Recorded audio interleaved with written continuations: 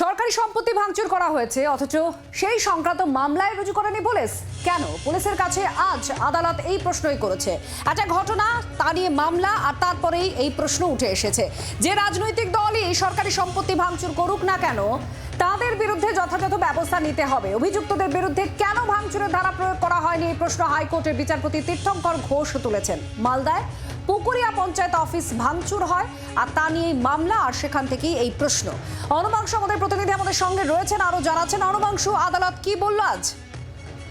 মালদার ঘটনার পরিপ্রেক্ষিতে কলকাতা হাইকোর্ট স্পষ্টত বুঝিয়ে দিল যে কোনো রাজনৈতিক দলের ব্যক্তি হোক না কেন, সরকারি সম্পত্তি ভাঙচুর করলে তাদের বিরুদ্ধে যথাযথ ব্যবস্থা নিতে হবে, অর্থাৎ প্রপার সেকশন দিতে হবে সরকারি সম্পত্তি ভাঙচুরে।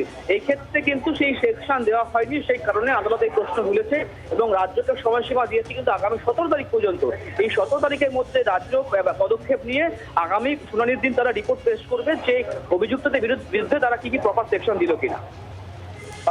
ধন্যবাদ। অনুবাংশু নিয়োগী আমাদের সঙ্গে ছিলেন। আগামী 17 জানুয়ারি ফের এই মামলার শুনানি। বাংলার আওয়াজ, বাঙালির আবেগ, জি 24 ঘন্টা।